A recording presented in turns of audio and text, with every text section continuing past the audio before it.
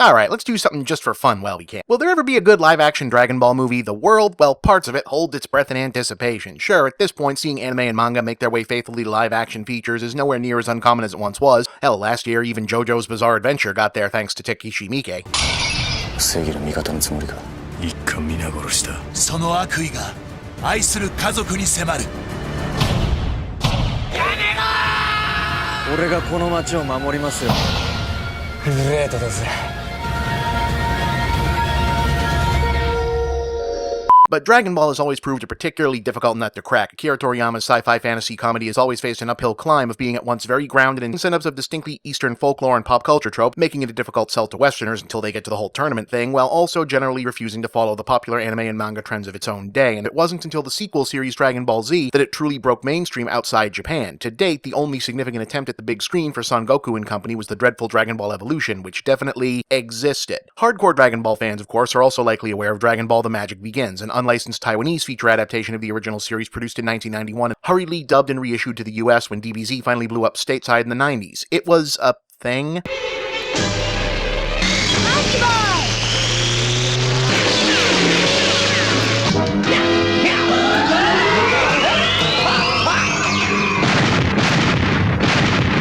But while The Magic Begins is more generally well known, largely because Hong Kong and Taiwanese DVD imports were big business in late 90s video store game, believe it or not, it wasn't the only unofficial bootleg live-action Dragon Ball feature to be produced in East Asia in that period. 1 year earlier, an ambitious crew in South Korea had assembled to produce Dragon Ball Suara Son Goku Iora Son Goku, or Dragon Ball Fight Son Goku Win Son Goku, which, unlike The Magic Begins, had not been officially distributed worldwide and is still very hard to get your hands on physically, but is nonetheless regarded by many fans as the most faithful adaptation of Dragon Ball to live action to date.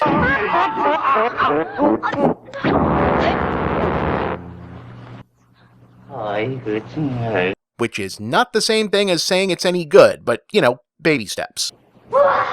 Directed by Rong Wang, evidently a mainstay jack-of-all-trades in Korean TV and low-budget action features of the day, and a one-time collaborator of future Dragon Wars helmer Hyung Rae-shin, and utilizing a cast of fellow mid-tier stars with props, costumes, and gear partly scavenged from other local film and TV productions, it has all of the, let's say, charm one expects from what's effectively copyright-skirting for-profit film production of the type that thrived in this era, i.e. mostly shot outside or in neutral generic locations. The inconsistency between the production design is non-existent, leading to tokusatsu-style armored villains in one scene and Bulma tooling around in just a regular mid-1980s Hyundai in another, or crude cell animation for the Kamehameha blasts, but a mildly impressive full-size creature puppet for Master Roshi's turtle, and left-field fan service like one of Dragon Ball Z's Saiyan villains showing up early just because, and for some reason it's Nappa. Beyond that, though, it is unquestionably Dragon Ball, which is to say a Gonzo Ramana Clef takeoff on Journey to the West, but instead of a Buddhist monk meeting the Monkey King while questing for religious scrolls, it's Gadget Master Girl Bulma Briefs,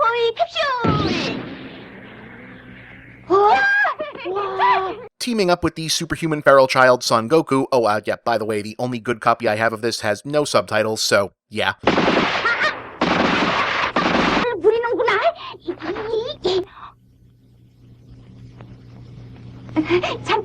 To collect the 7 Dragon Balls and summon a wish-granting dragon ahead of the henchmen of the evil Emperor Pilaf.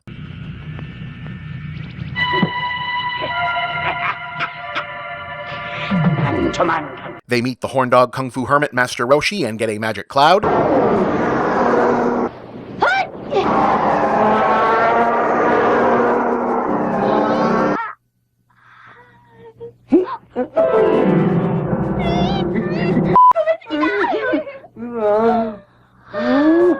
Team up with the formerly villainous shapeshifter Oolong and the desert bandit Yamcha.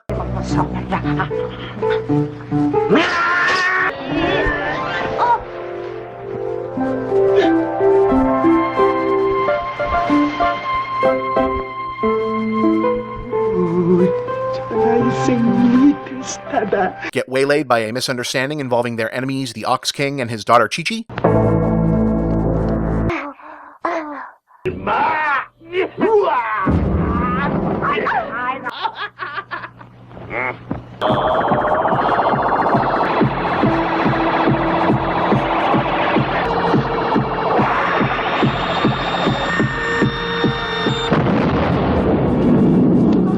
And eventually there's a showdown, a dragon, a jet ski chase, a battle in a sand quarry, Oolong using the Kamehameha. Well, I mean, they say it's the most faithful Dragon Ball adaptation, I guess, so not knowing what to do for the end of an arc is kind of appropriate.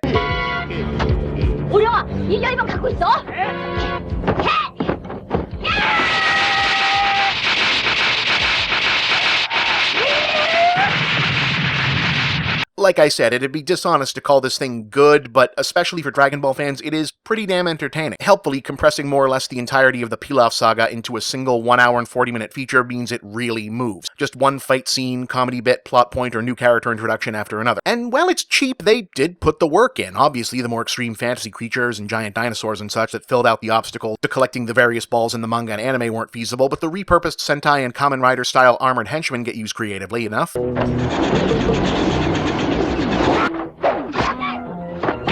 Yeah!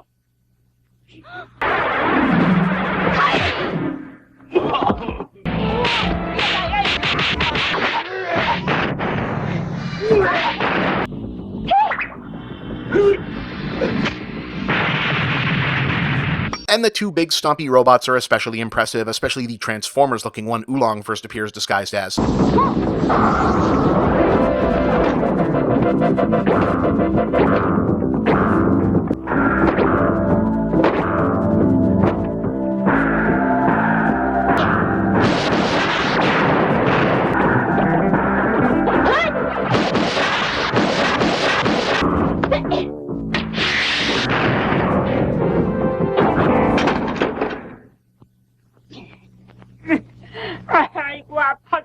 On the other hand, how can you not laugh when their solution to Poir turns out to be, do they make dolls of that? We'll just use one of those.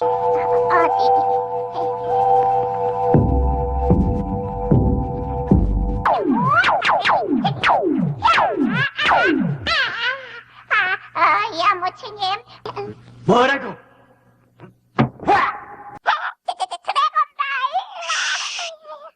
Alright, so if you want to watch this yourself, well, that's unfortunately a little tricky. There was no official subbed or dubbed release worldwide, particularly in the West, and it only ever saw sale on VHS in Korea in the 90s, and those copies can't be legally manufactured anymore because Korea and Japan respect one another's copyrights now, mostly. But like almost every other lost movie, yeah, it's not that hard to track down, and if you love all things Dragon Ball, I imagine you'll have you'll have a time with it.